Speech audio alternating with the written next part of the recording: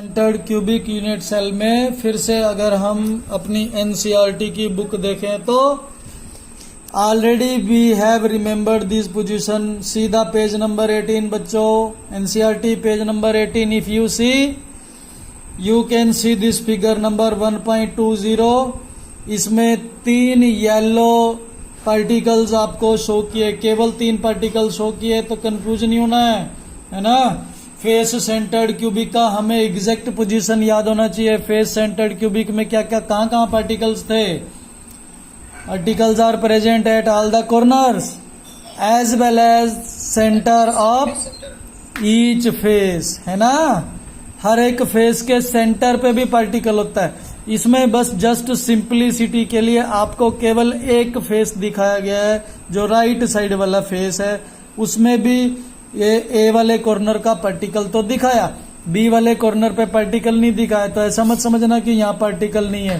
B वाले पे भी पार्टिकल है, सी वाले कॉर्नर पे भी पार्टिकल है, डी वाले पे भी होगा, ई वाले पे भी होगा, एफ वाले पे भी होगा। तो ये इन्होंने जस्ट सिंपलिसिटी के लिए हमें केवल एक फेस का केवल एक डायगोनल पे कौन कौन से पार्टिकल्स प्रेजेंट है वो दिखाए हैं। ए वाले कॉर्नर का पार्टिकल दिखाया, सी वाले कॉर्नर का पार्टिकल दिखाया, और इस जो पूरा ये जो फेस है राइट साइड वाला, इस राइट साइड वाले फेस के सेंटर का पार्टिकल दिखाया, जिसको लिखा है स्मॉल बी, है ना। तो इसका मतलब है अगर आप इसको बड़ा ध्यान से देखें तो ये एक फेस का डायगोनल है। The line joining the A to C, this is the diagonal of the face of a cube. और एक कोई क्यूब होगा, उसका कोई भी फेस अगर आप देखेंगे उसकी शेप कैसी होगी, स्क्वायर शेप होगी। इन्होंने साइड वाले का फेस का दिखाया है। मैं आपको अगर दिखाऊं तो पेज पर बना करके एक एफसीसी हम यहाँ अगर यूनिट सेल दिखाएं तो एफसीसी यूनिट सेल में ये हो गया एक क्यूब दिखा दिया हमने। हर एक कॉर्नर पे पार्टिकल होगा, और कहाँ पार्टिकल होगा, हर एक फेस के सेंटर पे भी पार्टिकल होगा। अब हर एक फेस के सेंटर पे अगर हम ऐसे पार्टिकल शो करेंगे तो आपको बहुत सारी कंफ्यूजन हो गई है। अब इसमें से अगर मैं सिर्फ ये वाला जो फ्रंट फेस है, सिर्फ only if I show the front face only, then we can see that the particles are present at all the corners and one particle is present in the center of this face, which is actually touching all these 4 particles present at the corners। बात समझ में आई बच्चों। अब अगर इसमें से मैं ये वाला कॉर्नर को नाम दे रहा हूं ए, इधर वाले कॉर्नर को हो गया बी, इधर वाले कॉर्नर को नाम हो गया सी, इधर वाले कॉर्नर को नाम हो गया डी, और इनमें से कोई एक डायगोनल अगर मैं बना लेता हूं, जैसे मैंने ज्वाइन कर दिया A to C, the diagonal of this face. अब पहली बात तो अगर आप ये फेस देखें A B C D, cube का फेस शेप कैसा है, स्क्वायर, और डायगोनल हो गया ए सी। ए बी फिगर अगर आप ए बी अगर आप लेंथ देखें तो ये हो गया एज लेंथ, जिसको हम कहते हैं ए। बी सी अगर हम देखें इसको भी हम कहेंगे एज लेंथ। और ये साइड भी अगर आप देखें तो क्यूब में तो सारी साइड इक्वल ही होती है, तो इधर वाली साइड ए है तो इधर वाली साइड भी ए होगी। उसके हिसाब से अगर हम ट्राइंगल ए बी सी देखें, ध्यान से देखो बच्चों, ध्यान से देखना है, A B C, triangle A B C, if we see it is just like this and we can identify this figure, it is a right angle triangle where the angle B is 90 degree, and we can understand this diagonal AC is the hypotenuse। तो हम इस right angle triangle में आपको पता है बच्चों Pythagoras theorem भी can apply, और पाइथागोरस थ्योरम अगर हम इसमें अप्लाई करें तो we know that A C square is equal to A B square plus B C square, है ना। तो अगर हमें इसमें AC साइड फाइंड करना हो तो AB और BC ये दो साइड पता होनी चाहिए। अब अगर हम यूनिट सेल के हिसाब से देखें तो AB तो हो गया साइड A और BC ये भी हो गया साइड A, तो इसका मतलब यहाँ हो गया AC square is equal to A square plus A square. तो that means we can write AC square is equal to 2A square. So that means AC is equal to square root of 2A square. If we solve this value, it will come out to be root 2A, है ना? समझ में आया इतना बच्चों?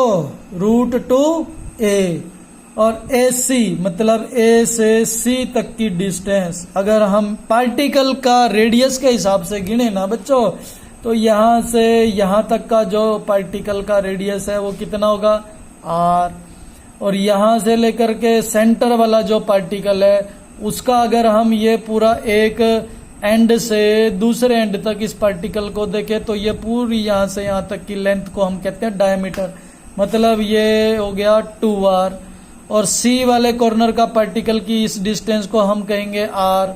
तो कुल मिलाकर के A से यहां तक एक पार्टिकल का R हो गया, और यहां से सेंटर वाला फेस का सेंटर वाला जो पार्टिकल का गिने तो इसको तो हम कहेंगे 2R, और यहां से फिर C वाले पार्टिकल का हो गया रेडियस R। तो टोटल मिला के 1R ये, 2R ये और 1R ये। यहां से A से लेकर C तक R के हिसाब से गिनेंगे तो टोटल मिला के ये डिस्टेंस बन गई 4R। कितनी डिस्टेंस हो गई? 4R। A से लेकर के C तक टोटल डिस्टेंस जो है 4R है, और पाइथागोरस सॉल्व करने से हमारी ये जो डिस्टेंस आई थी रूट 2A, तो इसका मतलब हुआ 4R is equal to root 2A in case of FCC unit cell. ठीक है, तो अब हम अगर हम इसको सॉल्व करें तो A इज इक्वल टू बन जाएगा 4R अपॉन रूट 2। तो इसको हम फर्दर सॉल्व करें तो A इज इक्वल टू आ जाएगा 2 अंडर रूट 2R।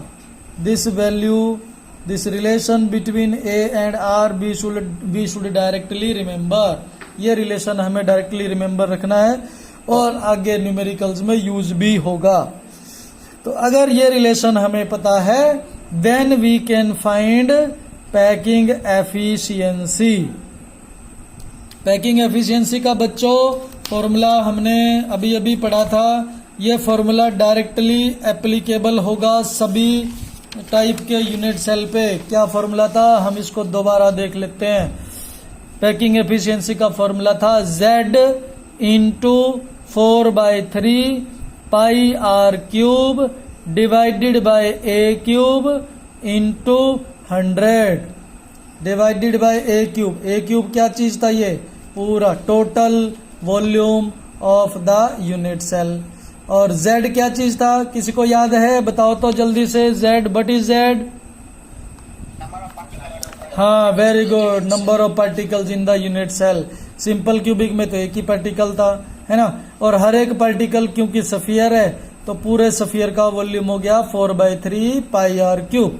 अब हम ये फॉर्मूला लिख लेते हैं यहाँ, Z into 4/3 pi R cube divided by A cube.